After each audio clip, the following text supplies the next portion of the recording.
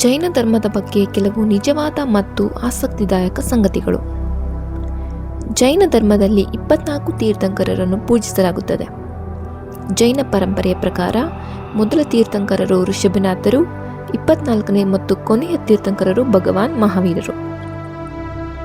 ಮಹಾವೀರರು ಜೈನ ಧರ್ಮದ ಸ್ಥಾಪಕರು ಎಂದು ಜೈನ ಪರಂಪರೆ ಹೇಳುವುದಿಲ್ಲ. ಅವರು ಪ್ರಸ್ತುತ ಕಾಲಚಕ್ರದ 24ನೇ ತೀರ್ಥಂಕರರಾಗಿದ್ದು, ಇಂದಿನಿಂದಲೂ ಇದ್ದ ಜೈನ ಧರ್ಮದ ಮಾರ್ಗವನ್ನು ಪುನರುಜ್ಜೀವನಗೊಳಿಸಿ ಬೋಧಿಸಿದರು. ಅಹಿಂಸೆ ಜೈನ ಧರ್ಮದ ಪ್ರಮುಖ ತತ್ವವಾಗಿದೆ. ಯಾವುದೇ ಜೀವಿಗೆ ಹಾನಿ ಮಾಡದಿರುವುದು ಅತ್ಯಂತ ಮಹತ್ವದ್ದೆಂದು ಜೈನ ಧರ್ಮ ಬೋಧಿಸುತ್ತದೆ. ಜೈನ ಧರ್ಮದ 5 ಮಹಾವ್ರತಗಳು: ಅಹಿಂಸೆ, ಹಿಂಸೆ ಮಾಡದಿರುವುದು; ಸತ್ಯ, ಸತ್ಯ ಮಾತನಾಡುವುದು; ಅಸ್ತೇಯ, ಕಳ್ಳತನ ಮಾಡದಿರುವುದು; ಬ್ರಹ್ಮಚರ್ಯ, ಇಂದ್ರಿಯ ನಿಯಂತ್ರಣ; ಅಪರಿಗ್ರಹ, ಅತಿಯಾದ ಸಂಪತ್ತಿನ ಆಸೆ ತ್ಯಜಿಸುವುದು. ಮಹಾವೀರರ ಬಾಲ್ಯದ ಹೆಸರು ವರ್ಧಮಾನ. ಅವರು ಸುಮಾರು 30ನೇ ವಯಸ್ಸಿನಲ್ಲಿ ರಾಜಮನೆತನದ ಜೀವನವನ್ನು ತ್ಯಜಿಸಿ ತಪಸ್ಸಿನ ಮಾರ್ಗವನ್ನು ಅನುಸರಿಸಿದರು ಎಂದು ಪರಂಪರೆಯಲ್ಲಿ ಹೇಳಲಾಗಿದೆ.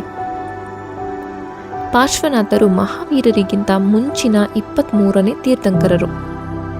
ಇತಿಹಾಸದಲ್ಲಿ ಮಹಾವೀರರು ಮತ್ತು ಪಾರ್ಶ್ವನಾಥರು ಹೆಚ್ಚು ದೃಢವಾಗಿ ಗುರುತಿಸಲ್ಪಟ್ಟ ತೀರ್ಥಂಕರರಾಗಿದ್ದಾರೆ. ಅನೇಕಾಂತವಾದ ಜೈನ ತತ್ವಶಾಸ್ತ್ರದ ಪ್ರಮುಖ ಕಲ್ಪನೆ: ಸತ್ಯವನ್ನು ಒಂದೇ ದೃಷ್ಟಿಕೋನದಿಂದ ಸಂಪೂರ್ಣವಾಗಿ ಅರ್ಥ ಮಾಡಿಕೊಳ್ಳಲು ಸಾಧ್ಯವಿಲ್ಲ. ವಿಷಯಗಳಿಗೆ ಹಲವು ಮುಖಗಳಿರಬಹುದು ಎಂಬುದು ಇದರ ಸಾರ.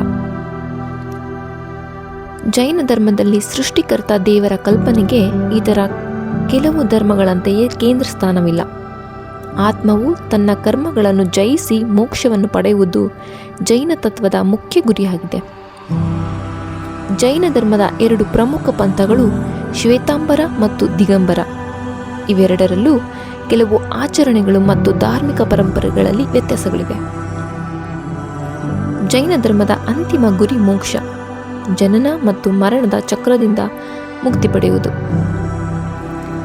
ಜೈನ ಧರ್ಮದ ಪರಂಪರೆಯ ನಂಬಿಕೆಗಳು ಮತ್ತು ಆಧುನಿಕ ಇತಿಹಾಸಕಾರರ ದೃಷ್ಟಿಕೋನಗಳು ಕೆಲವು ವಿಷಯಗಳಲ್ಲಿ ಭಿನ್ನವಾಗಬಹುದು. ಆದ್ದರಿಂದ ಧಾರ್ಮಿಕ ನಂಬಿಕೆ ಮತ್ತು ಇತಿಹಾಸದಿಂದ ದೃಢಪಟ್ಟ ಮಾಹಿತಿಗಳನ್ನು ಪ್ರತ್ಯೇಕವಾಗಿ ನೋಡುವುದು ಮುಖ್ಯ.